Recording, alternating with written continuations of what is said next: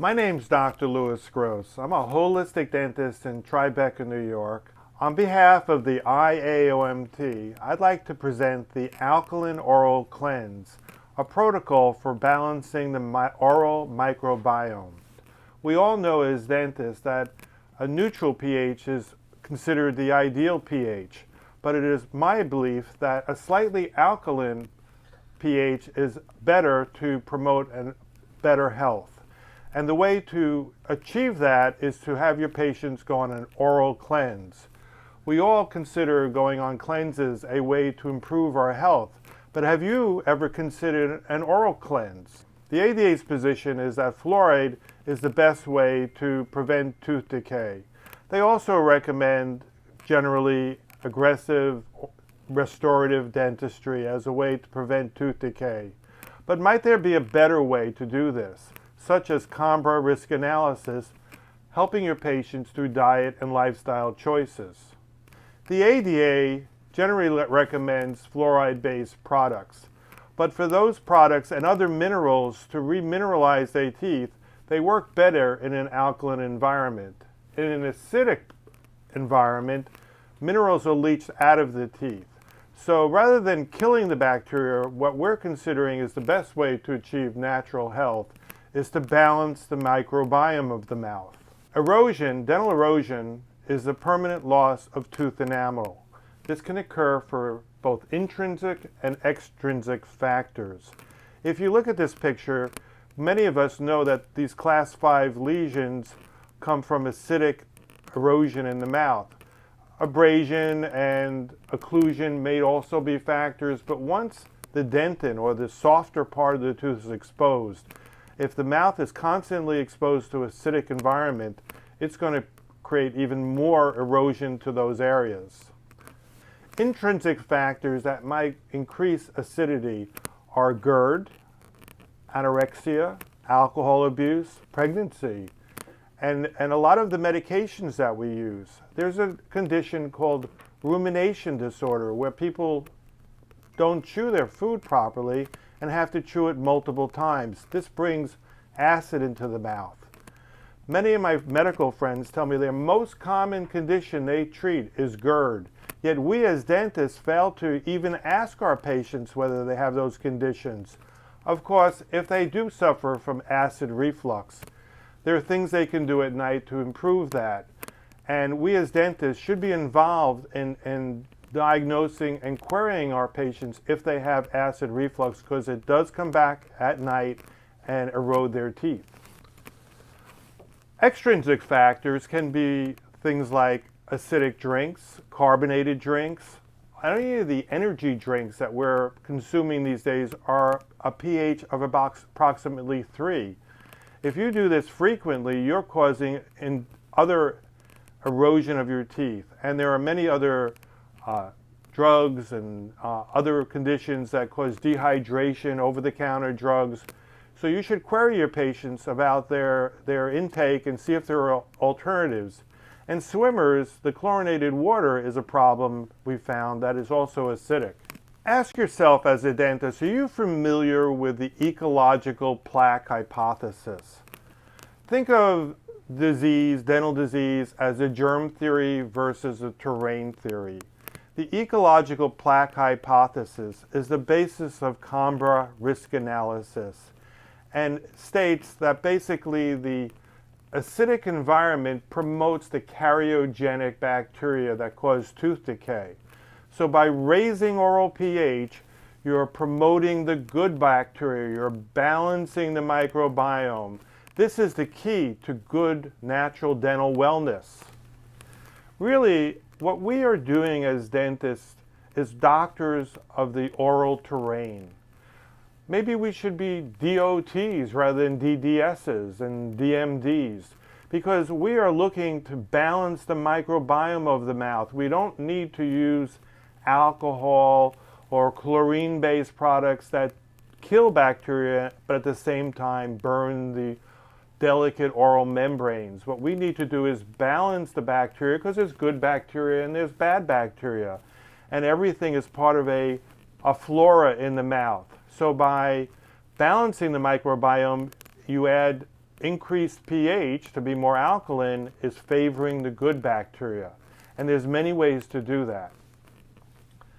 The ecological plaque hypothesis is so simple.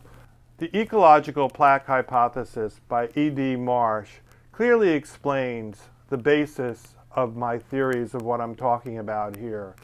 And simply that the karyogenic bacteria, the streptomucans and the lactobacilli that cause tooth decay, they like an acidic environment. And many believe that the bacteria that cause gum disease and bad breath are also anaerobic bacteria that prefer a low oxygen, acidic environment. So by changing the general saliva and supporting the saliva, you are raising the pH, and that is really should be the goal of what we do as dentists.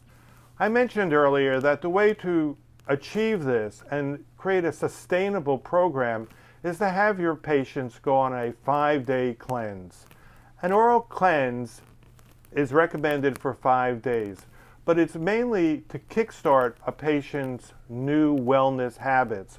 Once they get into that habit, they are developing good routines, good hygiene, and good diet, which will hopefully last a lifetime. Have you thought about bringing the power of pH into your practice? There's many things that we as dentists can do to help our clients. I recommend a 5-day cleanse as a starter to kickstart a patient's wellness routine. But after that, they of course want to go on to a regular program of maintenance where they continue what they've learned in the cleanse. So let's talk about that now. This is the way to prevent tooth decay, is to have your patients eventually stay on a long-term program where they're using alkaline products and practicing good oral hygiene. That's the way they're going to prevent tooth decay in the future. And the good news, this is also good for children. There's no reason children with high decay rates cannot go on a cleanse, and they can go on to using alkaline products, which are generally safer than the acidic mouthwashes that may be used. We're all getting exposed to fluoride all the time in the water, and especially if you remove the water and drink bottled water, what are you offering your clients? And there's much evidence that by changing the oral pH, you can remineralize incipient decay, and patients really love that when they have early cavities and you can remineralize those teeth. This is another chart for showing how the body treats sugar consumption. And we all know that sugars, and the more dense the sugar, the stickier the sugar is going to stay on the teeth and create more tooth decay. But there's a lot more that creates acidity in the mouth than just sugar. And the idea of going on an oral cleanse, an alkaline cleanse, is to look at the whole diet and the lifestyle of how you live. The 5-day cleanse. I know you've all been waiting for this one. It's very simple. If you read the instructions on here, you want to stay well hydrated. You want to make changes in your diet. So what I suggest is you provide pH strips to your patients, and they test their saliva for 5 days prior to going on the cleanse and get a baseline first thing in the morning before they've had their coffee or eaten any food. Then they have to keep a list, a dental journal of their dental history, and do they have a high decay rate, and have they had other problems with their teeth, and keep a list of their over-the-counter medications, because many of these medications do cause dry mouth, and their sleeping habits. Sleeping is so important in staying hydrated, and the amounts of water they take and the foods they eat. So they initially start a personal journal. During the 5-day cleanse, you should have your patients measure their pH first thing in the morning. It's very important that they stay well hydrated, watch their diet as instructed in this slide, and do the other instructions that they follow here to create a slightly more alkaline environment in their mouth. And this is, once again, the goal here is to kickstart their habit. They may not be able to do everything, but if you suggest these things, these simple instructions to them, it's not hard. So offer them pH strips.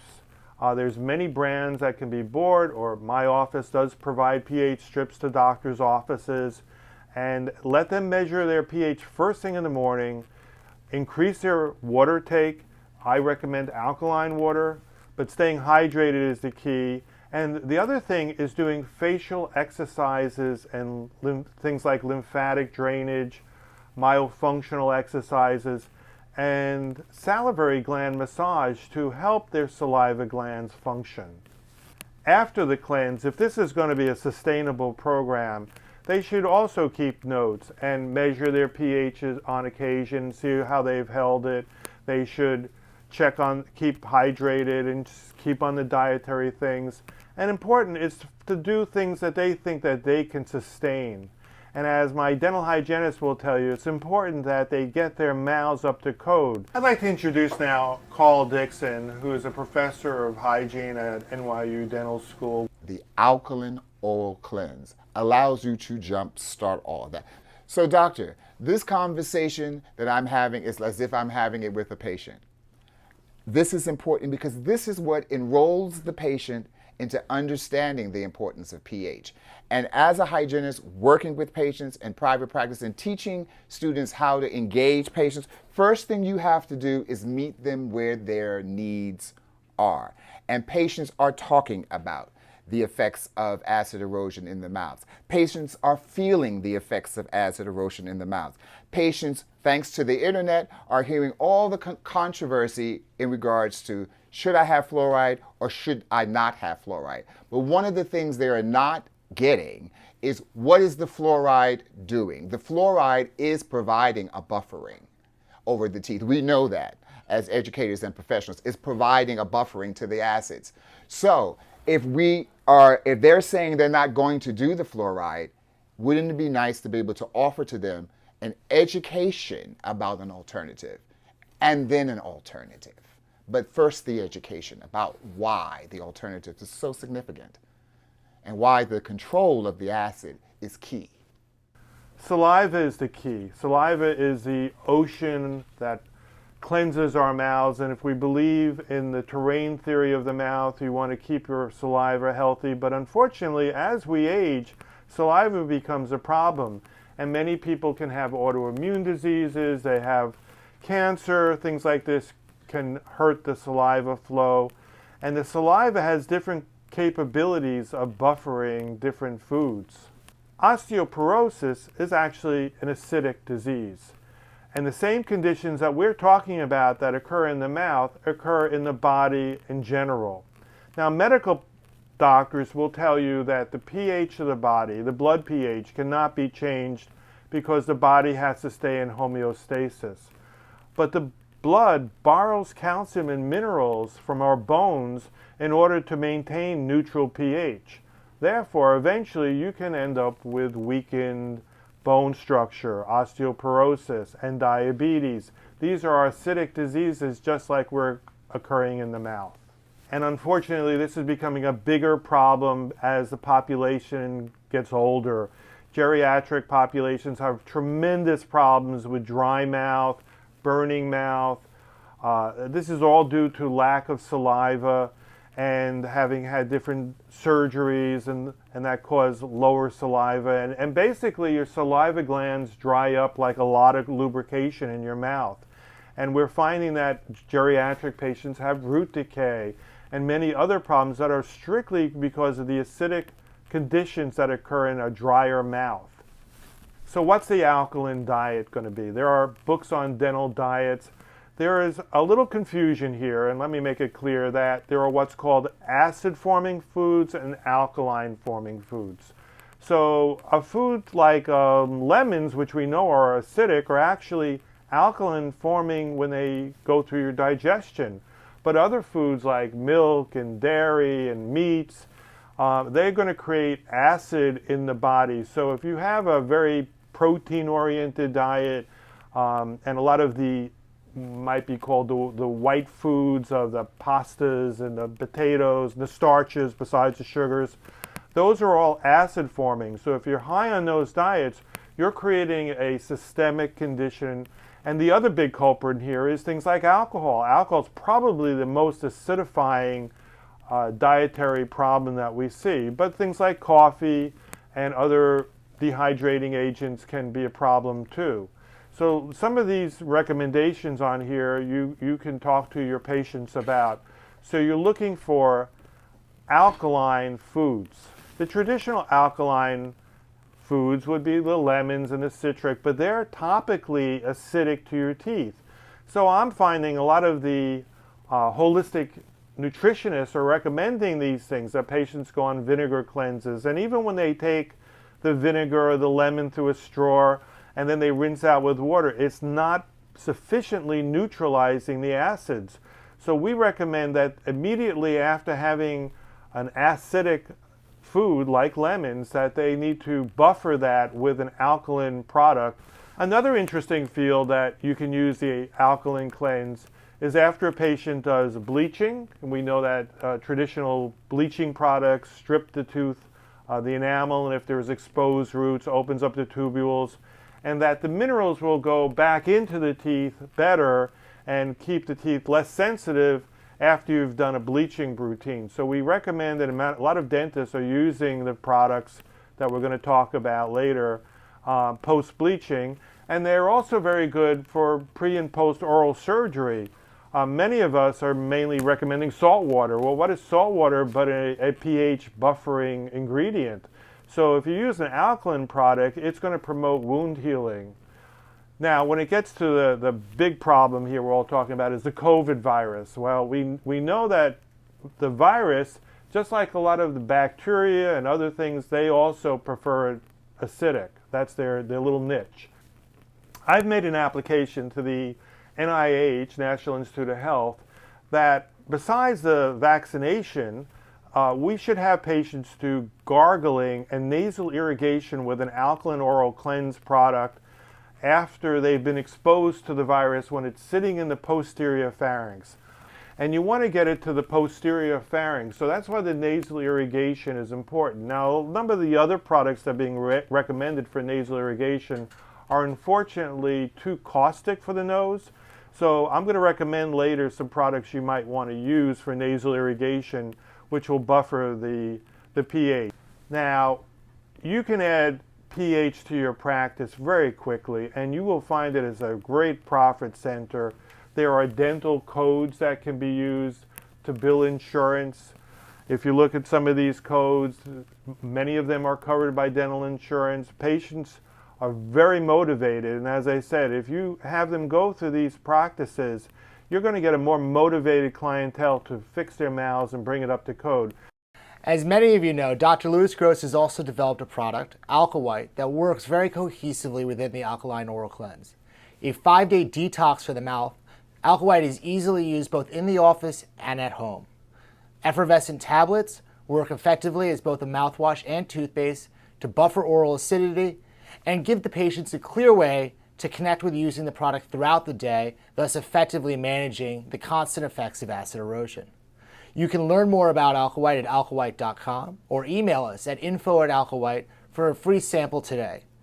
In honor of IAOMT, we are offering all doctors, hygienists, and dental office managers 10 complimentary boxes of Alka-White at absolutely no charge. We'll also include 100 of our complimentary pH test strips so that you and your office can both experience the positive effects of alkalinity and help educate the patients you already have.